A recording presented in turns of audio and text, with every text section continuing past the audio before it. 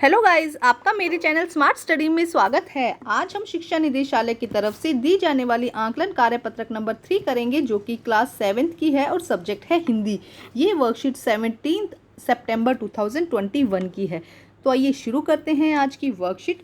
पिछले कार्यपत्रक में हमने कठपुतली के पाठ के 2 अंशों को पढ़ा है। आज हम उन कार्यपत्रकों के आधार पर आंकलन करेंगे। निम्नलिखित पद्यांश को पढ़कर नीचे दिए गए प्रश्नों के आंसर देने। 10 क्वेश्चन है, 1 मार्क्स के। तो आइए देखते हैं क्या लिखा गया है। कठपुतली गुस्से से उबली, बोली, ये धागे क्यों हैं मेरे आगे पीछे, इन्हें तोड़ दो, मुझे मेरे पांवों पर छोड़ दो। सुनकर बोली और कठपुतलियां कि हाँ, बहुत दिन हुए हमने अपने मन के छंद छुए। मगर कठपुतली सोचने लगी कि ये कैसी इच्छा मेरे मन में जगी। तो इसको अच्छे से हम अपनी जो वर्कशीट है उसमें समझ चुके हैं। आज सिर्फ हमने रीड किया है।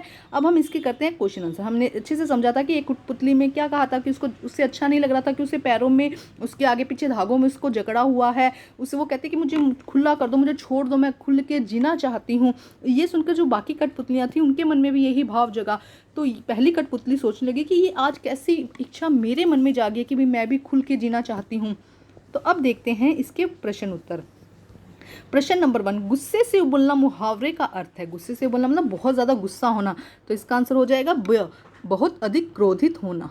ठीक है, नेक्स्ट देखते हैं। कठपुतली को गुस्सा क्यों आया। कठपुतली को गुस्सा क्यों आया, क्योंकि उसको क्या किया गया था, धागे से बांधा हुआ था, इसीलिए कठपुतली को गुस्सा आया। तो इसका आंसर हो जाएगा सी, सह हो जाएगा।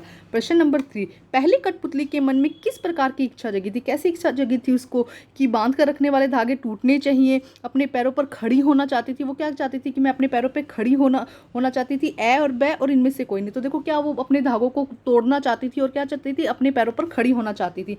तो हो जाएगा इसका आंसर सह। ठीक है, नेक्स्ट देखते क्या कहा गया। पहली कठपुतली की बात सुनकर अन्य कठपुतली, जो बाकी कठपुतलियां थी, उनके मन में कौन सी इच्छा जगी थी। उनके मन में भी अपने मन को जो अपने मन के छंद मतलब अपने सपने जो है उनको छूने की इच्छा जगी थी। ठीक है, नाचने की या घूमने की इच्छा नहीं थी। क्या इच्छा थी कि वो क्या कर सके, अपने मन के छंद को छूने की इच्छा उनके मन में भी जगी। आगे देखो, प्रश्न नंबर 5 में क्या कहा गया है।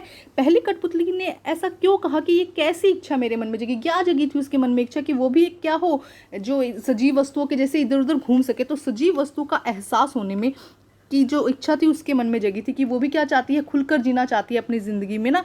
तो ये क्या हुआ था, इसका आंसर अगर आप ये भी करते हैं कि एक्चुअली में उसके मन में क्या इच्छा जगी थी। उसके मन में ये इच्छा जगी थी कि वो क्या नहीं चाहती थी, अपने आप को बंधा हुआ नहीं देखना चाहती थी, वो खुलकर जीना चाहती थी। तो आप इसमें बी कर दीजिए। इसमें ये हो जाएगा कि सजीव वस्तुओं की तरह वो क्या चाहती थी, अपने मन का, उसका जीने का एहसास जगा था।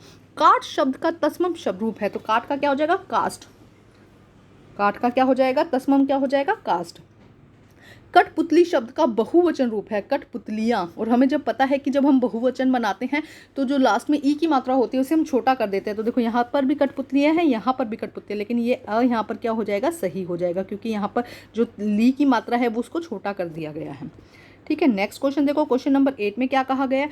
गुस्सा शब्द में बना विशेषण क्या है। गुस्से में क्या होगा, गुस्सेल। गुस्से का विशेषण क्या हो जाएगा, गुस्सेल।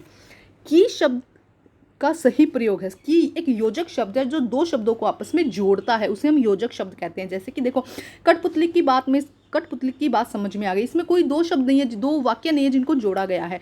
कठपुतली की बात निराली है, इसमें भी कोई दो वाक्य नहीं है जिनको जोड़ा गया। एक तो होता है की और एक होता है की। जो ये वाला की होता है ये दो शब्दों को जोड़ता है।